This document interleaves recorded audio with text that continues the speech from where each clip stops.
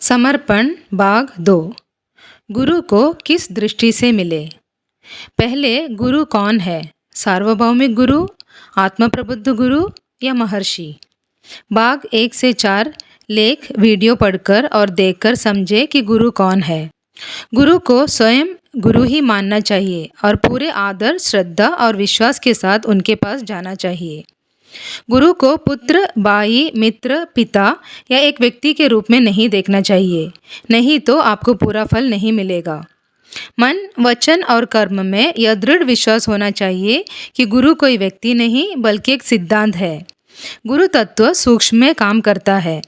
इसमें पत्नी, पति, माता, पिता, बच्चे, भाई, बहन, रिश्तेदार और दोस्तों जैसे रिश्तों, बौद्धिक स्तर पर अनुभव की गई किसी भी चीज़ जैसे वित्त, सम्मान, सिफारिशें आदि के लिए कोई जगह नहीं है। सूक्ष्म रूप से सब कुछ सिर्फ ऊर्जा है। जो लोग बुरे विचारों या भावनाओं के साथ गुरु के पास जाते हैं, वे भूसी में जलाने की सजा के पात्र हैं। वे गुरु तत्व से बाहर चले जाएंगे। यदि आप गुरु की अवज्ञा या निंदा करेंगे तो ब्रह्मांड आपको तदनुसार दंड देगा।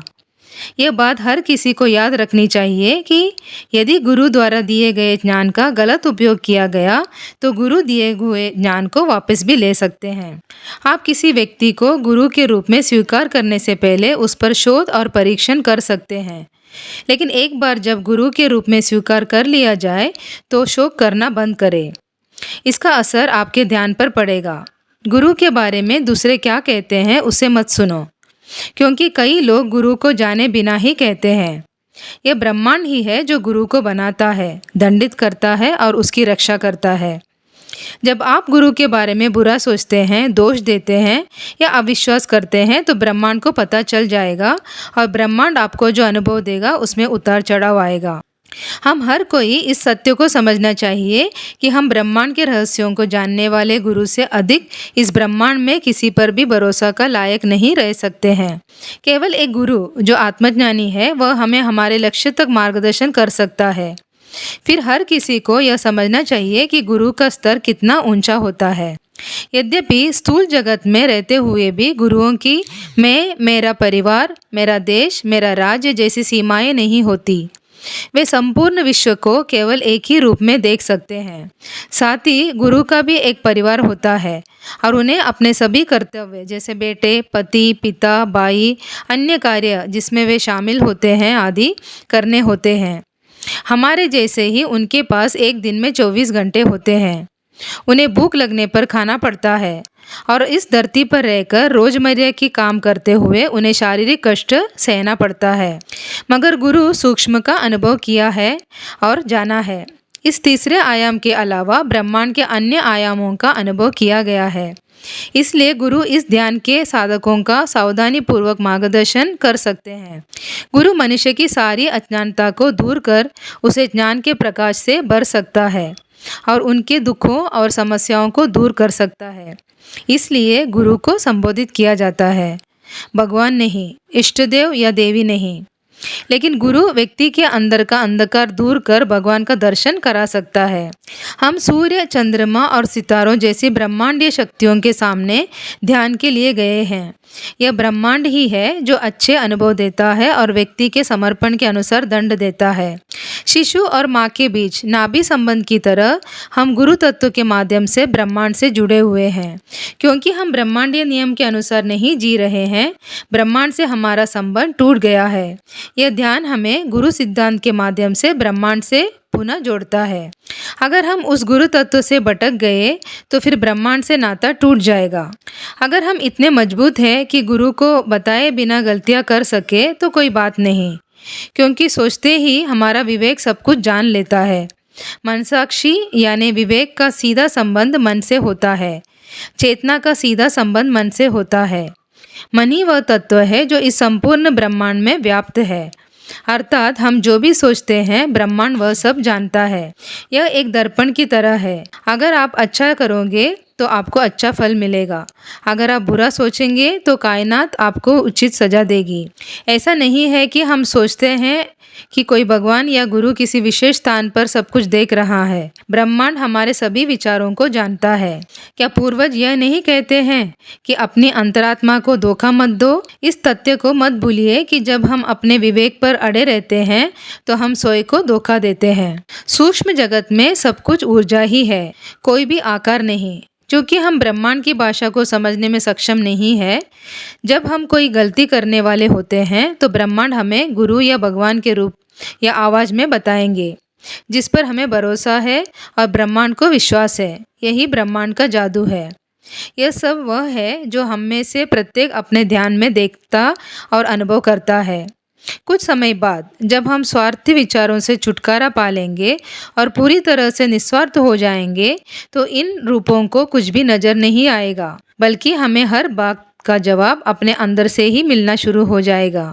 ये ब्रह्मांड ही है जो हमारे भीतर बैठता है और हमारा मार्गदर्शन करता है। यदि हम इतने निस्वार्थ हैं तो कोई भी इस पर पूर्ण विश्वास करके अपना जीवन पूर्ण बना सकता है। हमें खुद पर विश्वास नहीं है, इसलिए हमें भगवान या गुरु का रूप दिखाया जाता है, जिस पर हमें विश्वास है ताकि हम आश्वस्त हो सके। इसी प्रकार ध्यान में हम अन्य आयामों की यात्रा कर सकते हैं और गुरुओं की दुनिया, पितरों की दुनिया, देवताओं की दुनिया और अन्य सूक्ष्म दुनिया का अनुभव कर सकते हैं। गुरुओं की दुनिया में समाधिस्थ गुरुओं से बात करना भी संभव है। जब हम चलना शुरू करेंगे तो हमारे माता पिता हमारा हाथ पकड़कर हमें आगे बढ़ाएगा। लेकिन अगर वे बच्चे खुद चलने में सक्षम होते हैं तो हर समय उनके पीछे चलने की ज़रूरत नहीं है। लेकिन जब हम किसी कठिनाई का सामना करते हैं, चाहे वह कितनी भी बड़ी क्यों ना हो, हमारे माता पिता का जीवन, उनके द्वारा दिए गए मूल्य, सलाह और अनुभव हमारी मदद करेंगे। इसलिए कहा जाता है कि माता पिता को अपने बच्चों के लिए रोल मॉडल बनना चाहिए। गुरु और गुरु तत्व भी ऐसे ही है। जब भी हमें सहायता की आवश्यकता होती है तो हम महसूस कर सकते हैं कि गुरु तत्व हमारा मार्गदर्शन कर रहा है। जब आप आत्मनिर्भर हो जाते हैं तो सोचते हैं कि आपको किसी की मदद की ज़रूरत नहीं है, और अगर आप अहंकारी हो गए तो शिक्षक भी हार मान लेंगे। यदि गुरु ने हार मान ली तो ब्रह्मांड का आशीर्वाद भी नष्ट हो जाएगा। यह उसका कर्तव्य है कि वह अपने द्वारा प्राप्त सभी आशीर्वादों को कृतज्ञतापूर्वक बनाए रखे। व्यक्ति को सदैव ब्रह्मांड और गुरु के प्रति अपनी प्रतिबद्धता बनाए रखनी चाहिए। इस साधना करने वालों ने गुरु जी की आंखें, पूरा चेहरा, आधा पैर आदि दिखते हैं। जब हम इसे देखते हैं तो हमें यह समझने की आवश्यकता है कि यह गुरु के सिद्धांत के माध्यम से है कि हम ब्रह्मांड से जुड़ते हैं और गुरु के आशीर्वाद के कारण हमारे लिए यह सब कुछ अनुभव करना संभव है। यदि हम इस गुरु तत्व से विमुख हो जाए या गुरु की अवज्ञा करें तो ये सभी अनुभव समाप्त हो जाएंगे। महाभारत में व्यास ने संजयन को राजमहल में बैठकर महाभारत युद्ध देखने और युद्ध भूमि में स्वतंत्र रूप से विचरण करने का वरदान दिया था। इसी प्रकार एसएमएस ध्यान के दौरान गुरु के आशीर्वाद से ध्यान करने वाले प्रत्येक व्यक्ति इस गुरु सिद्धांत के माध्यम से ब्रह्मांड से जुड़ जाएगा। ब्रह्मांड हर एक को उसके समर्पण और विवेक के अनुसार अनुभव देगा। हर व्यक्ति अतुल्य है तो अनुभव भी अलग होंगे। जब हम गुरु जी को ध्यान में देखते हैं तो हम सोचते हैं कि वह भगवान है, ब्रह्मांड है, एक अवतार है, और यदि हम यह इच्छा करते हुए भक्ति में जाते हैं कि गुरु जी को हमेशा के लिए देखना पर्याप्त है तो हमारी आगे की यात्रा बंधित हो जाएगी। हमें भक्ति की नहीं, आध्यात्मिकता की आवश्यकता है। चमत्कारों के बजाय हमारा लक्ष्य सत्य असत्य, शाश्वत अशाश्वत, धर्म अधर्म को समझना, सभी बंधनों से छुटकारा पाना और मोक्ष प्राप्त करने के लिए एक स्वतंत्र जीवन जीना है। गुरुओं को सूर्य, चंद्रमा और संपूर्ण ब्रह्मांड को प्रसारित हुए स्वरूप में देखना वह मान्यता और आशीर्वाद है जो ब्रह्मांड गुरुओं को प्रदान करते हैं। यह मानव निर्मित जादू नहीं है, ये सभी वे आशीर्वाद है जो ब्रह्मांड तब प्रदान करता है जब हम सार्वभौमिक धर्म के अनुसार ईमानदारी से रहते हैं। यह ब्रह्मांड ही है जो गुरु को ऊपर उठाता है और गिराता है। हम इंसान नहीं,